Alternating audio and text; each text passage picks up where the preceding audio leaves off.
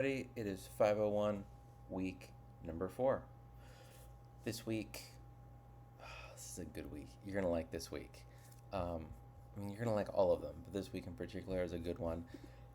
Talking about YouTube, as my mom calls it, the YouTubes. Talking about curiosity in education, and I love everything about that. So, let's jump into it, shall we? Yes, we shall. You don't have a choice. I guess you could watch me faster or skip ahead. So, as we look at Curiosity, Google Slides, and YouTube, I just realized my mom calls it the YouTubes, but my kids call it YubTub sometimes. So, what do I do? Do I try and be cool like my mom or cool like my kids? Don't know. I don't know. But you're going to continue on with the Clark and Averith readings. You have you have 19 pages to read, so take a look at that. You're going to continue on with that journal, and I'll give you more information in week 8 about how you make sure all that gets submitted. But it's just going to be just that Google Doc. You're just going to type. You don't need to submit for that. You're going to continue with your watchings and reviewings of the Google Certified Educator Level 1. You're doing units 7 and 8. This week it is about bringing student work online and sharing student growth. Two things that the Google Suite doesn't do a great job at. So as you first look at it, you're like, but really, is that? I don't. Um, and because it's not the type of thing that you typically do all the time, if you're in the Google Suite as an educator, you definitely want to take a look at these two units because the resources they're going to share in these units are things that likely are not top of mind, which means they're likely things that you will miss on the test if you don't watch those videos. So if you've been kind of overwhelmed in life, as we all are in so many ways, particularly in early September, make sure to watch that content, review that content this week. There's a link on that page for you. On to curiosity.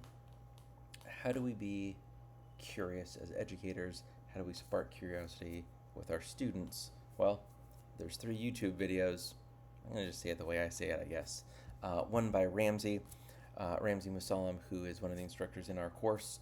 He's also a good friend, amazing. He has a TED Talk. I still remember when he gave that talk. He calls it the Curiosity Spark. And so I'm going to explain what that is in a minute for your assignment.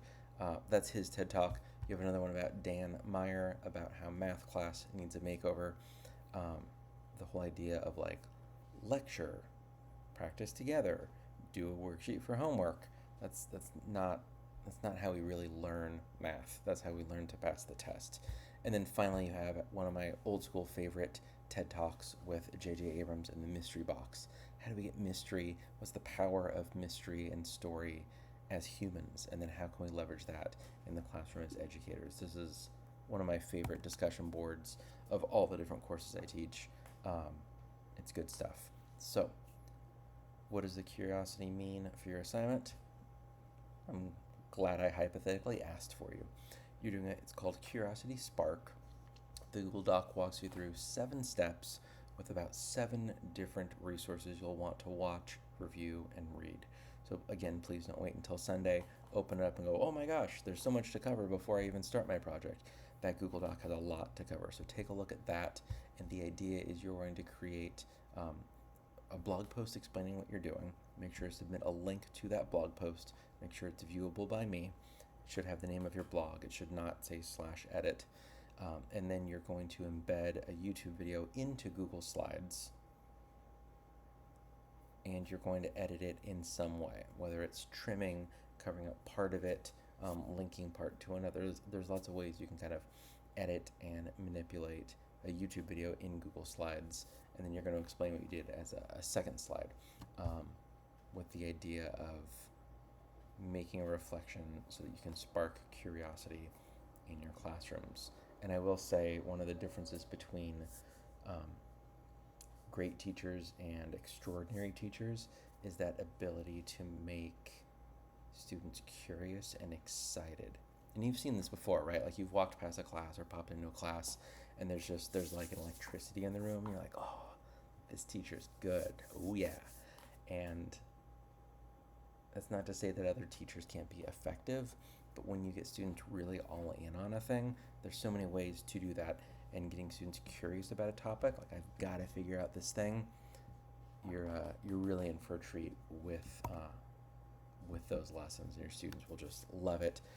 Incidentally, makes classroom management like the easiest thing ever when they're all just like all in on a thing. Um, that's all for this week. The one connection I have with you is connecting curiosity with AI, and so I'll be more specific around ChatGPT and how you're using it as an educator. It's one of those things where if you're wondering how to do a thing, like I wonder if I could, I wish I could, ask ChatGPT, give it a persona, you're an expert in blah blah blah, whatever the thing you're trying to do, and then explain what you're trying to accomplish and see if it's going to knock out a solution for you. I'm going to have one that's not particularly exciting or like pedagogically impressive in any way, but it's one of those of like, whoa, you can do this. So I was creating some student accounts, and you have to have a giant spreadsheet. You create the spreadsheet, export it as a CSV, separated view or something. Then you upload the CSV to whatever platform it is. No Red Ink, vocabulary.com, Dreambox Math, like on and on and on. At the beginning of the year, I chip away at this slowly but surely. It's super dull and not exciting at all. Tedious, lots of like, here's the template that Dreambox needs. And you're like, oh, I need to rearrange my spreadsheet and make sure column A is this, column B is that. So I did that for whatever platform it was, uploaded it, and out of however many grade levels it was like 200 errors. Great. So I click on it, and it shows password field is blank. It's like, great. So what I had done before I copy and pasted and rearranged all the rows is that my original kind of master spreadsheet has a column of like a secure password for students that they know, and I had deleted that column. And so my final spreadsheet for uploading to this one random site did not have those secure columns. Now it's a formula easy enough. It's like some numbers and some punctuation that is easy enough to remember for them. It includes part of their name, but it's not. It's like I would have had to type it all in manually or like try to sort it and then copy and paste like 3 rows at a time to like 200 students, right? Just no good. Not fun, not good, not like just a big drag. Do people say a drag? I guess I do now. I'm sorry about that. So I have an ongoing chat in ChatGPT, and I always jump to an ongoing chat because in that one chat, ChatGPT will remember whatever you've told it previously. So I have one like just for writing emails. So if I open a new chat and say write an email, it'll write a horrible email in a new chat and be like, hello, I hope this email finds you well. I am calling henceforth to send you a, just like not my style. It doesn't sound like me, not at all what I want an email to sound like. But because I've said like, here's what my emails look like, here's what I want, ask me questions until you've learned my style. Whenever I write an email, I just go to my email chat and it knows how I write emails, and it can actually write emails very, very similar to how I write emails. Gets it about 90% close for every email I write. I have another one just for Google Sheets. So I said, I'd already given it the persona of being an expert in Google Sheets and in spreadsheet works and formulas, and said, all right, here's the deal. I explained what I just explained to you, typed it all out. This is me typing it all out. It was like, I have the master 2025 tab or sheet has column G or whatever it was of their passwords. The new tab, whatever it's called, let's call it ssl2.com, because I'm looking at something that says SSL2. Or maybe Dreambox. It wasn't Dreambox. Let's make it Dreambox for now. Dreambox needs a password, but I don't have the passwords. Is there any way you can write a formula for me to look at that first master tab, see if you can match the usernames, and then go over a couple columns, grab that password and put it in a new column so that the Dreambox SSL2 usernames have the passwords, and those passwords match the users. I was like, no problem, here's the formula. Knocked it out faster than it took me to explain it to you. It took like 5 seconds.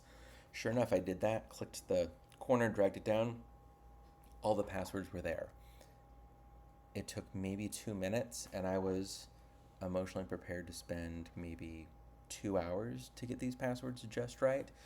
Used to doing it manually, and it was not necessary.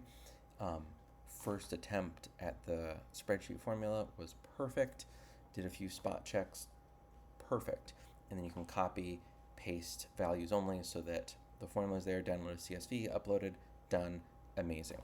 My point in going this detailed into the thing is that whenever there's a point of friction in your job, in your life, and you're like, I really wish this could just be done. I really wish I didn't have to, whatever it was. For me, it was matching the password on this tab in a spreadsheet with the password and username on this tab, and just was amazing.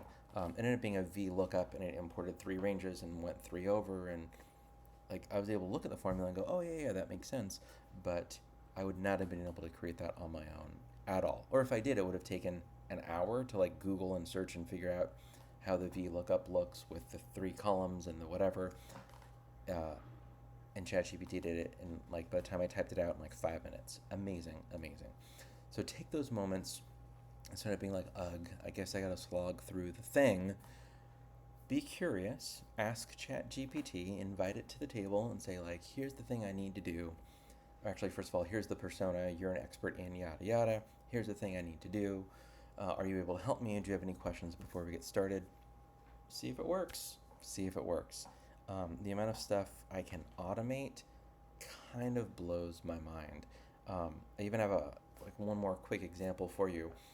Again, that's not like a classroom setting, but just a what? It can do that? Because so much people are just like, AI is ChatGPT, ChatGPT is writing essays. Not true. So I have this Stream Deck. Is it stuck? Looks like this.